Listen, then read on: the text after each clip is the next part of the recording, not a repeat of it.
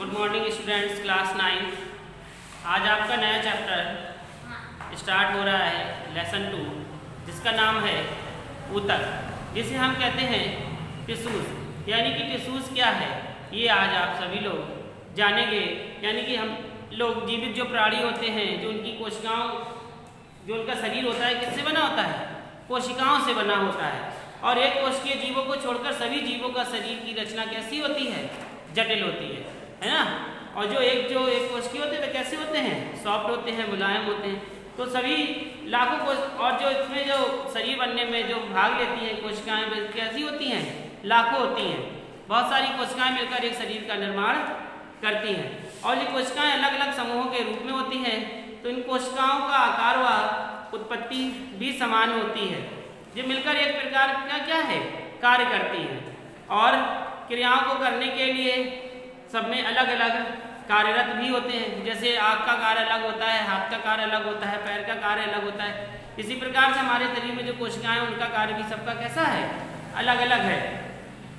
जैसे मनुष्यों में पेशी कोशिकाएं फैलती हैं और सिकुड़ती हैं, जिनमें क्या होती है? गति होती है। गति होती कि नहीं होती है? तो जिसमें कोशिकाएं संदेशों की वाहक होती हैं, संदेशों की वाहक, जैसे रक्त। रक्त क्या करती है? जैसे उसमें जो धमनी होती है, जानती है धमनी? एक धमनी ही होती है जो रक्त को हृदय से लेकर पूरे शरीर में फैला देती है। और जब हमारा रक्त क्या होता है? अशुद्ध हो जाता है, तो उसे सिरा ले जाती है, फिर रक्त में डालती, उसमें हृदय में डालती है, हृदय उसे फिर शुद्ध करता है, फिर उसे धमनी ले जाती है। इस प्रकार से प्रक्रिया चलती रहती है। तो ये जो हृदय है हमारा, ये क्या है? एक प्रकार का हमारे शरीर का अंग ही तो है, जो दिन रात कार्य करता रहता है। कभी बंद होता है? कभी नहीं। जैसे हम लोग आँख बंद कर लेते हैं, सो जाते हैं, आँख थक जाती है, हाथ पैर थक जाते हैं, शरीर भी सो जाता है, लेकिन क्या हृदय सोता है? कभी नहीं सोता। हृदय अगर सो गया तो मनुष्य भी सो गया उसी दिन। तो हृदय क्या है? निरंतर क्रिया करता रहता है, परस्पर धड़कता ही रहता है। इसकी धड़कनें बंद नहीं होती, क्योंकि इसमें क्या हो रहा है? परिवहन हो रहा है। किसका? रक्त का परिवहन हो रहा है। तो सबसे पहले आज हम लोग यही डालेंगे, हेडिंग डाल लीजिए ऊतक। ये आज का टॉपिक है हमारा, टिश्यूज। तो लिखें, ये हेडिंग डाल लीजिए, लिख लिया? लिखिए, शरीर के अंदर एक निश्चित कार्य, शरीर के अंदर एक निश्चित कार्य एक निश्चित स्थान पर, शरीर के अंदर एक निश्चित कार्य एक निश्चित स्थान पर कोशिकाओं के एक विशिष्ट समूह द्वारा, कोशिकाओं के एक विशिष्ट समूह द्वारा संपन्न किया जाता है। कोशिकाओं के एक विशिष्ट समूह द्वारा संपन्न किया जाता है। कोशिकाओं का यह समूह ऊतक कहलाता है। कोशिकाओं का यह समूह ऊतक कहलाता है। समझ में आया कुछ? यानी कि देखिए, शरीर के अंदर एक निश्चित कार्य होना है तथा एक निश्चित समय स्थान पर। अब देखिए क्या, जैसे किडनी है, वो अपना कार्य करती है, तो अपनी एक निश्चित स्थान है उसका कि नहीं है? कि जा के करती है। अभी इधर है, फिर इधर आ गई, सब जगह करा। जैसे हम लोग झाड़ू लगाने, इधर लगाए, उधर लगाए, उधर लगाए, उधर पहुँच गए, होता है ऐसा। लेकिन शरीर में जो क्या है? निश्चित कार्य एक निश्चित स्थान पर कोशिकाओं के एक विशिष्ट समूह द्वारा, यानी कि कोशिकाओं का क्या है? बहुत सारा समूह है, उसके द्वारा संपन्न किया जाता है। तो कोशिकाओं का यह समूह क्या कहलाता है? ऊतक कहलाता है। जैसा कि हम आपको भी इससे पहले बता चुके हैं कि मांस जैसे बन जाता है तो उसको का समूह बन गया। जैसे ये क्या बन गए? कोशिकाएं बन गई। हमने आपको बताया तरीके से कोशिकाएं होती है।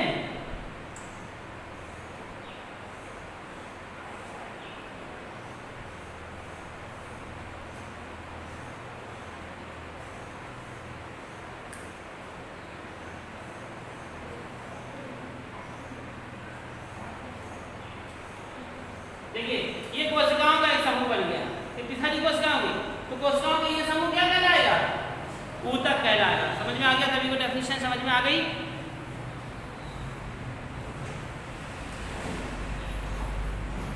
क्या ऊतक कहलाता है? लिखें फिर, ऊतक अधिकतम दक्षता के साथ, ऊतक अधिकतम दक्षता के साथ ऊतक अधिकतम दक्षता के साथ कार्य करने के दक्षता यानी कि इसकी शक्ति। अब देखिए हम लोगों के अंदर जो शक्ति आ रही है, हम लोगों का जब यहाँ ताकत आ रही है, ये कैसे हो रही है? कोशिकाओं का इकट्ठा हो रही है ना वहाँ पे। दक्षता के साथ कार्य करने के लिए विशिष्ट क्रम में व्यवस्थित होते हैं, विशिष्ट क्रम में व्यवस्थित होते हैं।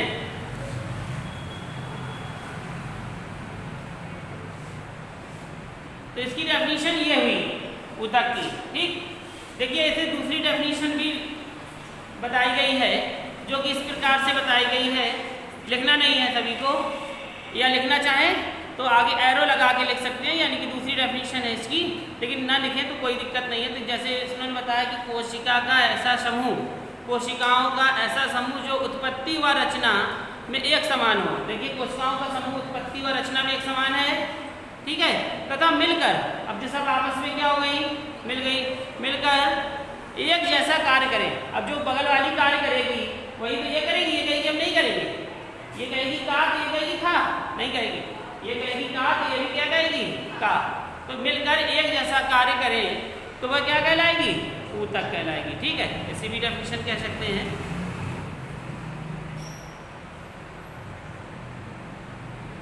तो ये थी आपकी ऊतक की डेफिनेशन। हेडिंग डालेंगे अब पादप ऊतक, प्लांट टिश्यूज।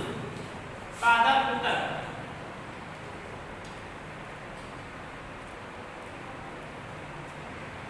Plant tissues.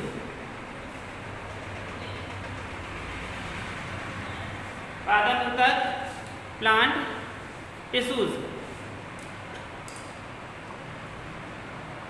लिख लिया?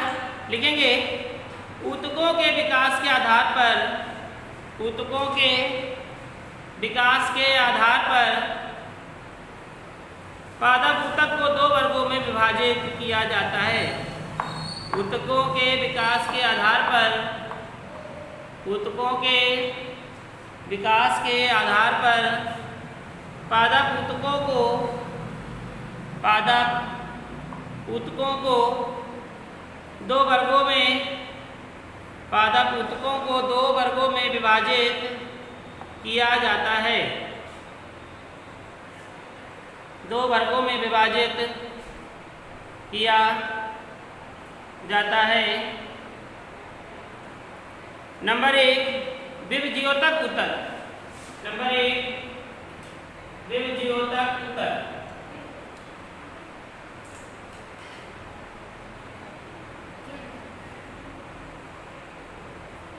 विभज्योतक ऊतक लिख लेंगे सभी लोग। विभज्योतक ऊतक।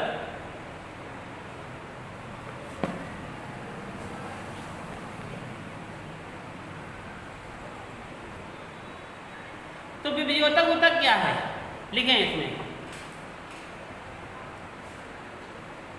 विभज्योतक ऊतक में लिखेंगे, ये ऊतक इंपॉर्टेंट भी है, आता भी है, ठीक है।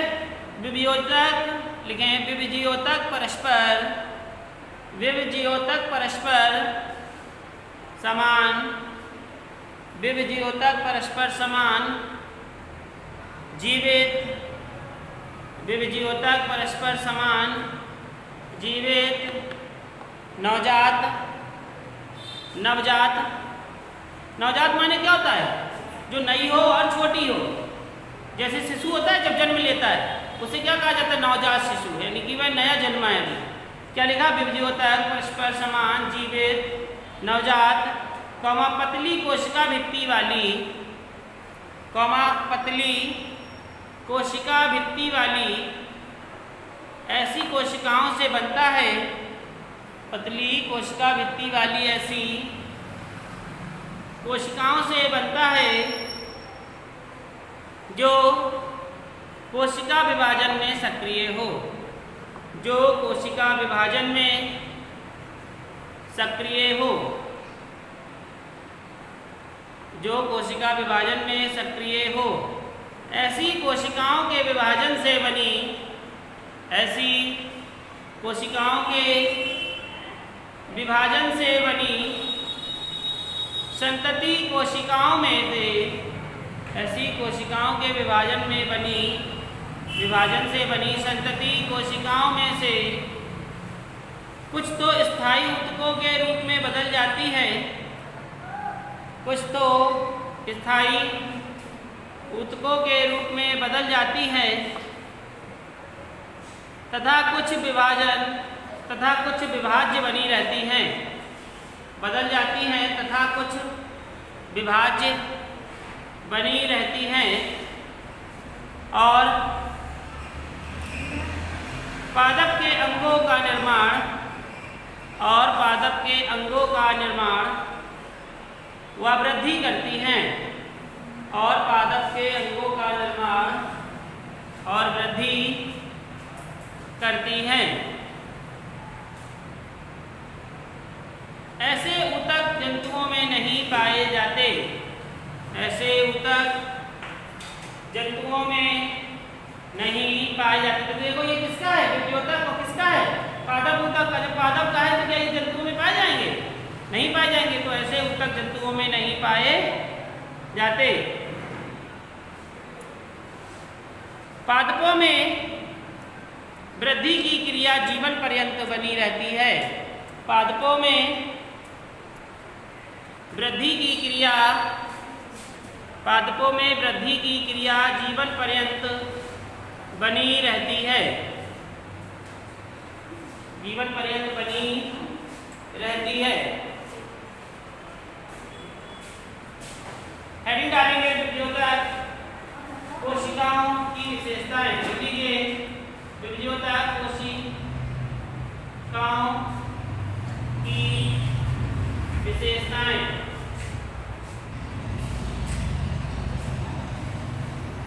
विभियोतक कोशिकाओं की विशेषताएं यानी कि इसकी विशेषता क्या है। और तो लिखिए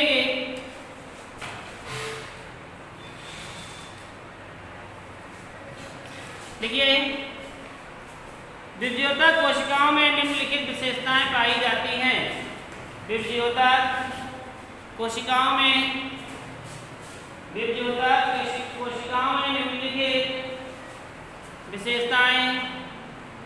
निम्नलिखित विशेषताएं पाई जाती हैं।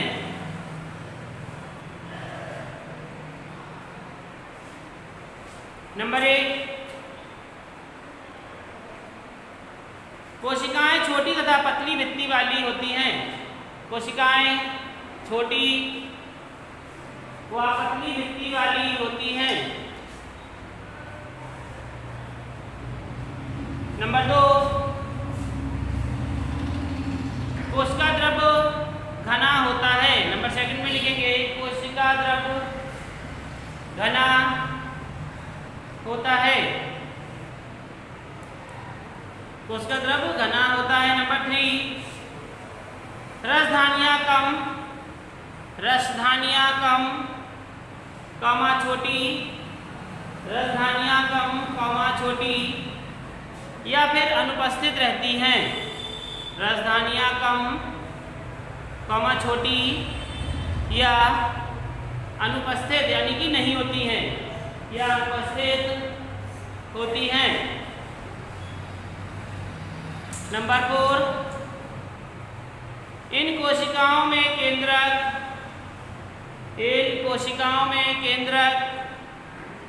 अपेक्षाकृत बड़ा हुआ स्पष्ट होता है। इन कोशिकाओं में केंद्रक अपेक्षाकृत बड़ा हुआ स्पष्ट होता है। नंबर 5, कोशिकाओं के बीच अंतराकोशिकीय स्थान नहीं होते। कोशिकाओं के बीच अंतराकोशिकीय स्थान नहीं होते। कोशिकाओं के बीच अंतराकोशिकीय स्थान नहीं होते। नेक्स्ट पॉइंट,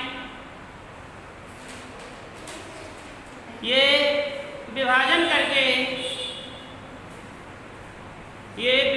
करके स्थायी ऊतक की विभिन्न प्रकार की ये विभाजन करके स्थायी ऊतक की विभिन्न प्रकार की कोशिकाएं बनाती हैं।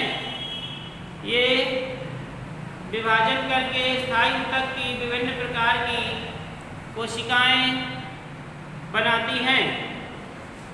तो यह सब अब आपके सारे पॉइंट हो गए इनकी विशेषताएं। जिनकी विशेषताएं भी आपने जान ली कि इनमें क्या क्या विशेषता थी। तो इसकी अब हेडिंग अगली हेडिंग है जिसका नाम है विभज्योतक ऊतक के प्रकार, यानी कि कितने प्रकार से हेडिंग आएंगे विभज्योतक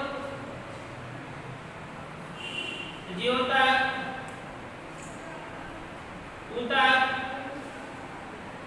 के प्रकार,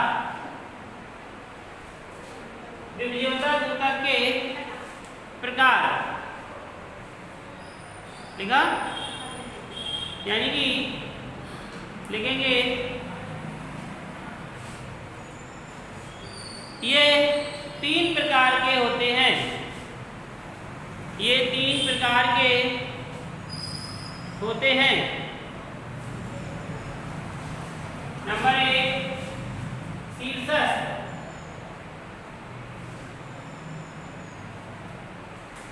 नंबर 1 शीर्षस्थ विभज्योतक।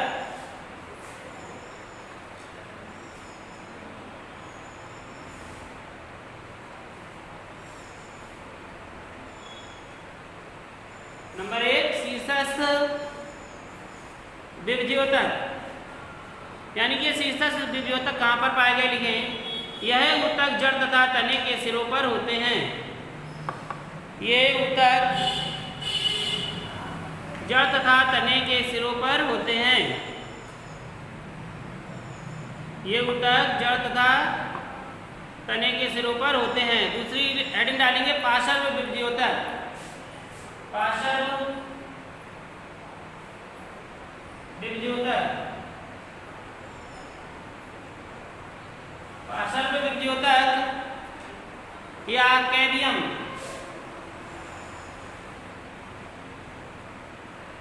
या कैवियम, इसमें लिखेंगे इसकी कोशिकाओं के विभाजन से, इसकी कोशिकाओं के विभाजन से, इसकी कोशिकाओं के विभाजन से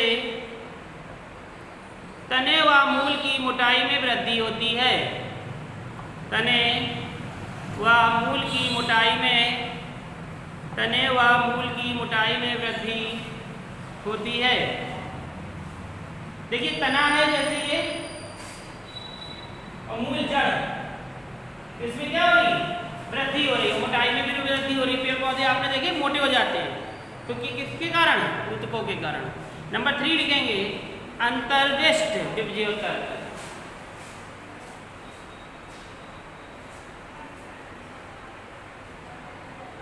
अंतर्विष्ट विभज्योतक,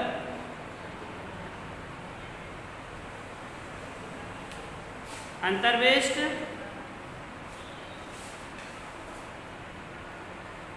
विभज्योतक लिखेंगे ये पत्तियों के आधार व टहनी के पर्व के दोनों ओर उपस्थित होते हैं।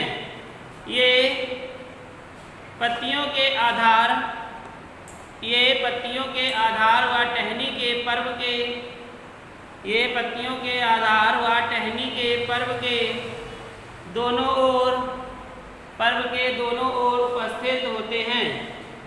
पर्व के दोनों ओर उपस्थित होते हैं। तो ये देखिए आपका जो इसमें से हमने आपको बताया विभज्योतक कोशिकाओं के प्रकार में पहले, तो ये कितने प्रकार के हुए 3 प्रकार के। और जो आपके पादप ऊतक चल रहे थे, पादप ऊतक में आपका पहला था ये विभज्योतक, ठीक है। इसके बाद जो दूसरा है वो है स्थायी ऊतक, जिसे हम आपको कल पढ़ाएंगे, ठीक है। तो आप लोग हेडिंग डाल सकते हैं जिसका नाम है स्थायी ऊतक, या फिर हम कल पढ़ाएंगे तब आप कल भी डाल सकते हैं। इसका डायग्राम पहले हमें बनाना है, तो आपको इसमें दिखाई दे रहे हैं ये डायग्राम, सभी लोगों को बना लेना है। ये देखिए शीर्षस्थ विभज्योतक, अंतर्विष्ट विभज्योतक, पार्श्व विभज्योतक और पौधों में विभज्योतक की स्थिति। तो ये विभज्योतक का आपको डायग्राम भी बनाना है, विभज्योतक के जो आज हमने पढ़ाया है। ठीक है, सभी लोग ये इस डायग्राम को देख लें। ये देखिए डायग्राम दिख रहा है, पौधों में विभज्योतक की स्थिति, इस डायग्राम को बना लेंगे।